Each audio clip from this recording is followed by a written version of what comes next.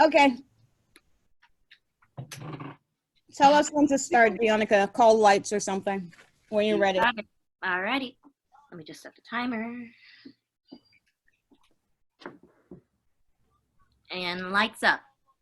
I ran across this anecdote. So there's a province called Sindh. Okay.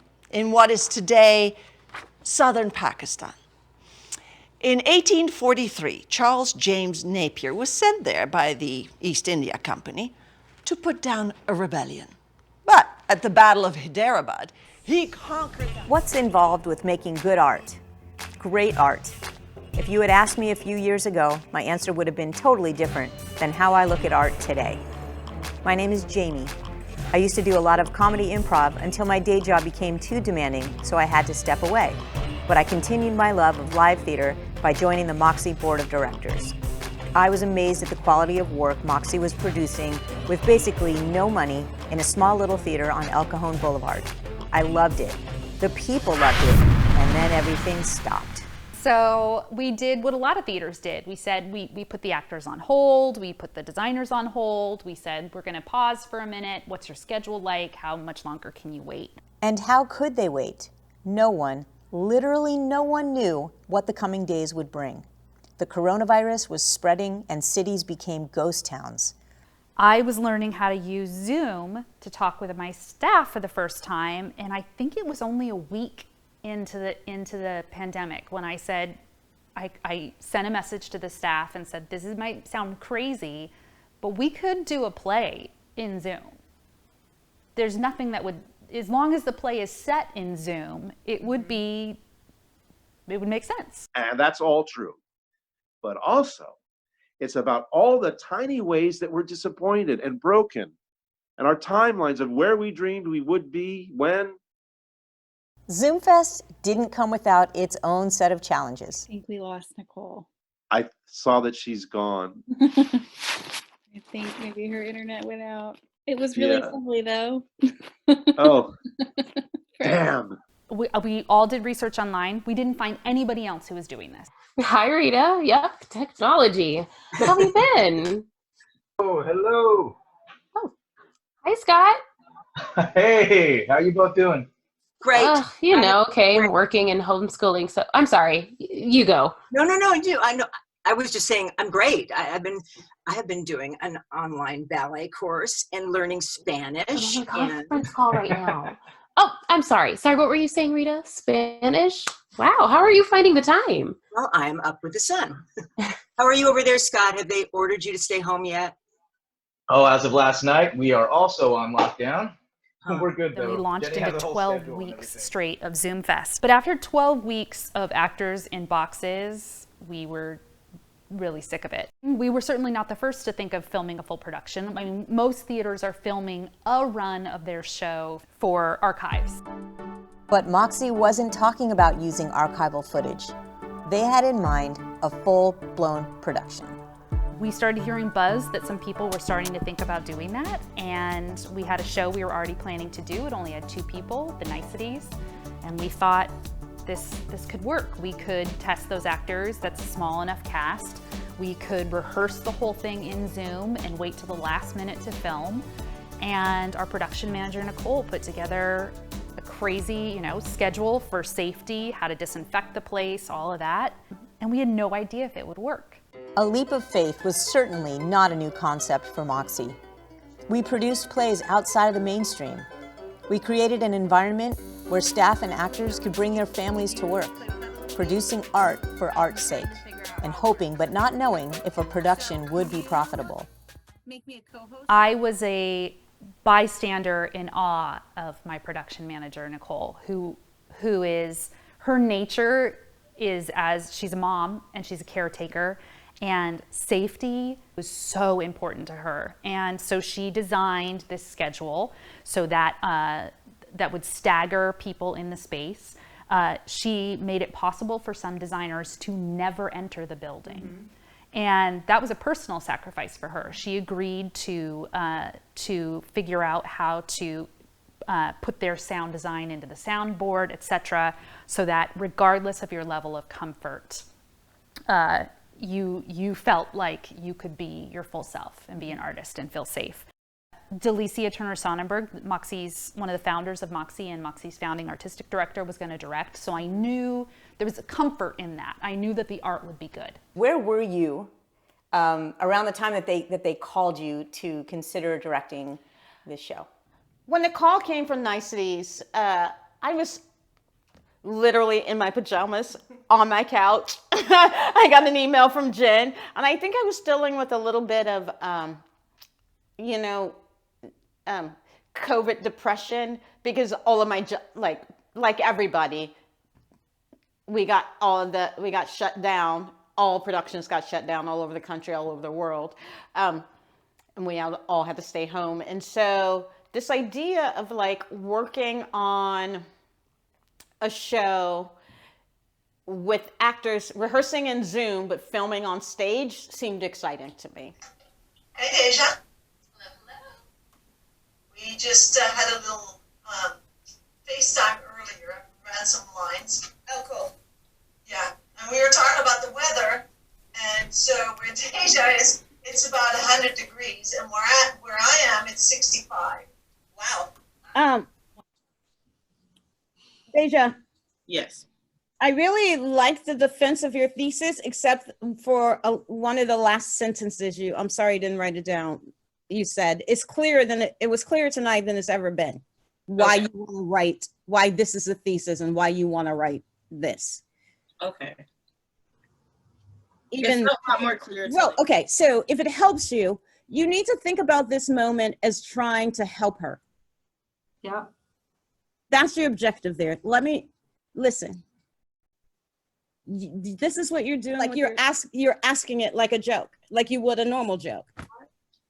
From a well, actually. Yes, you need, and it might not be a switch where you're like, you know what, I'm not doing this with you. It might be more like, wow, what you just did to me. That's how power works. You can do it, but. So for a second, you're happy, but there's a but. Mm. Yeah? Yeah. This is why I get the big bucks, because I'm good like this. And I thought, because I don't know anything about film, that I would just direct it like I would a play and let John shoot it and see what happens. I can say pretty, like almost unanimously, that for the designers, they were excited for the opportunity to work first and foremost. And also, it was really hard to feel so separated. They understood that they were being separated for their safety, but to do an entire scenic design and to maybe see it in real life one time, that's really hard. How the costumes, the sound, the set, how that will read on camera, once it's recorded, it's kind of out of your control. Yeah. We couldn't like send them the show and be like, hey, would you like to make any changes to the show now? It Right. was too late. Theaters are shut down throughout the United States. So whenever Jen said, hey, we're thinking about doing this show, it's a two-person thing, we're thinking about doing it on a digital format, something that we've honestly never really tried before. There's a thing that we do called B-roll, and that's kind of the closest to a digital format, but that's just a couple of seconds for a newscast to show for advertising.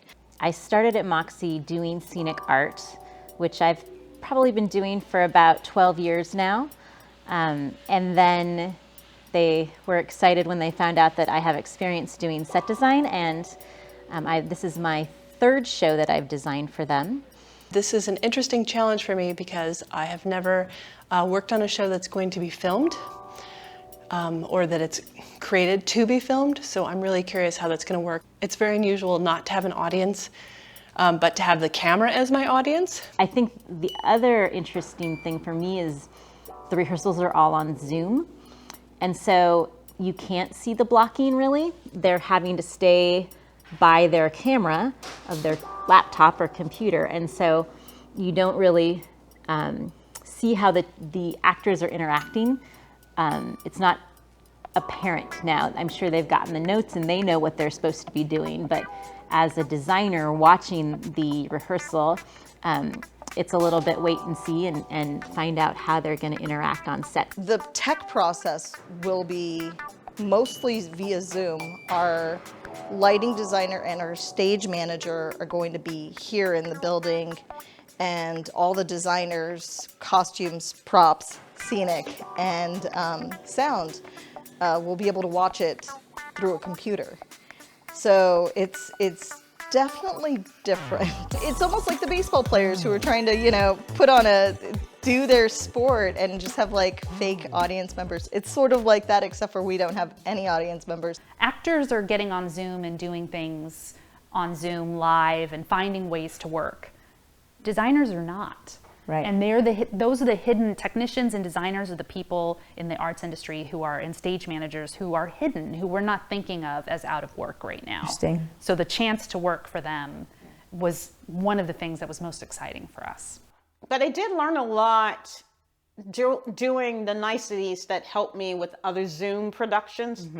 And a part of that, because I knew niceties was going to be on stage, the actors position their computers and cameras in a way that they could stand or sit or cross, and then I just had to get used to sort of imagining what it might be like when they were both face to face. In general, there was a lot of standing and sitting in ways that I didn't understand, that weren't connected to, that weren't motivated, that weren't. My name is Vanessa Luron. I am the assistant director for The Niceties here at Moxie Theatre. The process has been really, really interesting. We've done many rehearsals on Zoom. And I remember thinking, how are we going to get that chemistry off of Zoom? How are we going to throw these actors together in one day and have that chemistry? I have a question. On page 48, where after Janie says that's good, and then Zoe replies, "Oh yeah, real good." Do you think that's a sarcastic? Oh yeah, real good, because there's like a oh comma yeah comma real good period, kind of like a oh yeah. It is. No, I thought it was sarcastic. So is the note that you didn't get it? Yeah, I didn't get that it was sarcastic. So my role is pretty much to kind of be like second eyes. Body language is everything. And sometimes the actor feels stuck. Human beings are not really stiff. When they react. But we don't want the reaction to be so big that it overpowers what she's saying. Being on stage is a place where you show the full breadth of humanity. Theater is very different now since the COVID has happened.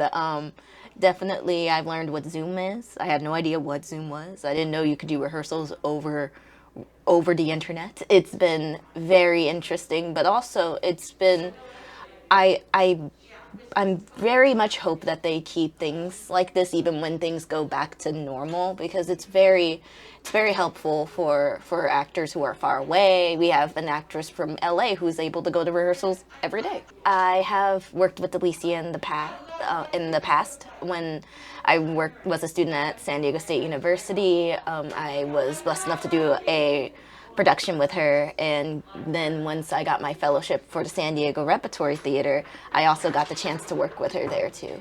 So that's how I got put into this project. What I learned from this show, from this time, is definitely I didn't realize how quickly, how much we interact with people, and how every step of the way, like every time those actors go off set, I am spraying down everything. I'm wiping up behind them. When they put their lips to something, that's immediately getting washed. Definitely, I didn't realize how much we touch things. Yeah. There was a new level of anxiety during filming because in rehearsal or even in a live performance, yes, something could go wrong and everyone's going to see it, but you don't lose a take if you mess up. Right. You flub a line, something happens, and everybody just rolls with it. Because it's really important that it looks like a theater piece and not a film. Yes. And so, and the more continuity it has, even with the flutters. Yeah. Even with the, if it's the wrong line, then of course stop. And you learn to be comfortable with that risk. but the fear, knowing that we were on a limited, we had a limited amount of time to film, I think that made it difficult. Learning how to, theater actors work with mics all the time. This was mics running into a camera. Right. So how to modulate that volume, how to be comfortable with microphones if on your body in weird places that we're hiding from a camera, not for a back row. I think all those things were new challenges. And also not knowing how their performance would read on camera. I mean, theater actors, not that they can't act on film, but they adjust and change what they're doing when they're on film. Everything becomes smaller. But we weren't recording a movie, we were recording a play. So we needed them to act for a live audience of a camera and to still make it feel like a play. And that, I think, is a challenging thing to wrap your head around for an actor. I'm just so excited to be in a theater for the first time in a whole year. This process has been very, very new and fresh, and we've been trying to just make use with what we have. We've been practicing in Zoom for a month or two. On Zoom, it feels a little fake still. It feels a little not real. And to finally meet my counterpartner, it's amazing because it feels like we're finally being able to have this conversation and tell this story the way it should be told. Now, in times of COVID, being able to be on stage is a godsend. It really is. I never expected this. I literally, at the beginning of the pandemic, thought, that's it. My career is pretty much over. I'm getting older. It's going to be harder for me to find the right roles. And then this came along, and I thought, oh, so beautiful. When you're working online, I feel like you're too busy looking at your own reflection to really see the other person and hear what they're saying. So taking away the cameras, taking away the Zoom aspect, it just makes everything come to life. Not to have that human contact, not to be able to look someone in the eyes and know that you're looking that person in the eyes. But on Zoom, you're looking at a screen. And very often you look at yourself and not at the other person. So it's deceiving. And eventually you start working on repetition rather than really interaction. And now being on stage, seeing the person, just so different. There's electricity instead of electricity going through the computer. And in lieu of that, I would like for you to hear and validate what I have to say. I'm not going to validate you. You're not a parking ticket. Because like I said, I don't know that much about film. I directed it like I would theater. And so we, even in filming, did full run-throughs. I would say to the actors, if you bumble a line, just figure out where you are and keep going, as if you were on stage, because that is what would happen. In retrospect, I think I might do it differently the next time, but that was one of the thrilling things, I think, also for all of us, having been away from theater for months, having most of us been in productions that got shut off during COVID, coming back to a real theatrical experience was also really satisfying. Delicia knew from the beginning, I make theater, and I'm going to make theater, and you're going to put a camera in front of that. And she approached it that way, and then after the fact, once she was with John Brooks working on editing, started to really develop more of a sense of okay, well, actually, I do want things to get closer here, and actually, can we? So I think Delicia relied on all of her experience as a director to make a good piece of theater, and then came from the back end and tried to figure out how to make a piece of theater that would work on film. That is when I learned the most, because that is when I was like, oh, I should have done this completely differently. Right. It could have saved us so much time. Exactly. And so I think, I'm 51, so to learn something new that you didn't know before, that's always thrilling, even if it's exhausting. To help you figure this out.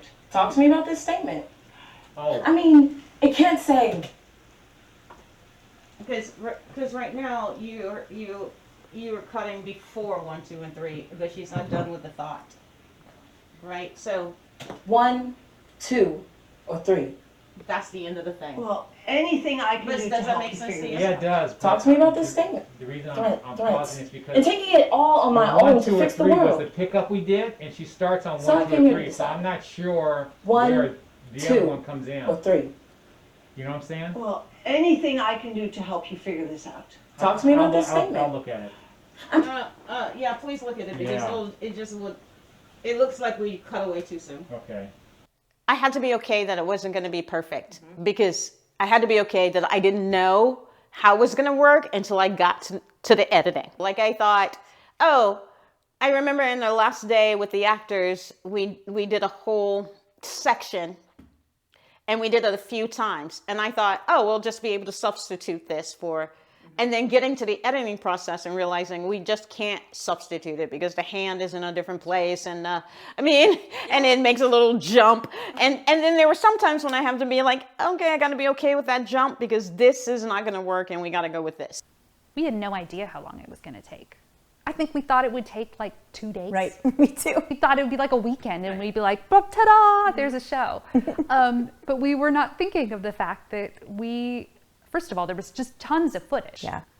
And we also we don't know a lot about the functioning of cameras or microphones most of the people involved were not tech people. So it didn't even occur to us that there could be takes where the sound wouldn't be good, or a take where something was like the camera was in a different place, and so we had to delay opening. Right.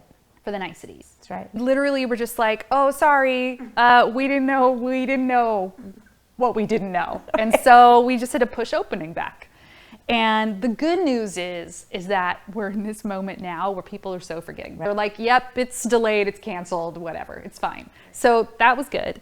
But it was a lot of hours of sitting and watching footage and trying to adjust levels. And we're actors who are working with a microphone they don't know either. So the editing took significantly longer than we expected. John Brooks is going to work on Act 2, and so I'm not going to be able to get that from him today. I was confused. I thought I was leaving with the recording, but they still have work to do on Act 2. So That's great. and I Act don't 1. have time to test things. I want to test things. I want to be able to test things tomorrow evening after the kids are in bed. I want to do a dry run with myself. That way, if I screw it up, I can fix it before we have. So that's when. But that would be the first time Mason would be able to see it. Would be tomorrow night. Does that work? And in fact, the music, I can just. Did you think that any of the cues with the music at the opening of each act was? No, the cues seem fine. It's exactly how Mason saw it in run-throughs. But then I can just cut those and send them over. John can cut those and send them to Mason or you. Just those moments. Yeah, via YouTube. That's all it is. Yeah, it's fine. It works though. John has bigger notes, and I think it's fine. So. Yeah, I don't think Mason's gonna come back with this. So, I would love to say like it was seamless. It was beautiful. It was hard. I think. 2 things. I think that audiences who have figured out that they can still enjoy theater at home, they're going to want access to it at home. So that's out of our hands. And I am one of those people. I've watched some shows at theaters around the country, in other countries, that I would not ever have been able to see otherwise. And I would like access to theater like that. So I don't think we have a choice. I think we're going to have to keep figuring out some way of doing something like this. But would I have done it again knowing how hard it is? Absolutely. Absolutely. Great. Yeah. Yeah. Just, that's the best way to learn, the hard way. I think audiences will return to theater and be excited about like a live experience. And I also think when theater returns, the kind of theater that we need to do is we have to do the kind of work that only can be made in theater. I think that the thing that keeps me working at Moxie in this business, in this moment, is the thing that it has been from the beginning, which is that I love the people that I make theater with. And I love the people who keep coming back. And when I know there's gonna be good people there, I'll make anything with them. Yeah. It was all a lot of work, and we were all better for the experience. Making art in times of COVID gave us the chance to come together, share a stage, and tell a story. It's crazy to start a process on Zoom and never meet your scene partner. And I just want to say, as someone who watched you on Zoom, your chemistry was crazy awesome. Make sure that you grab, Nicole and I are assembling some just thank you gifts from Moxie. So there'll be a little tote bag out there that see it, be it. If people see it, they can be it. Thank you all for your work. I can't say how much it means to all of us that you rode this crazy process out with us. Making great art against the odds is Moxie. Sharing that art with you makes it all worth it.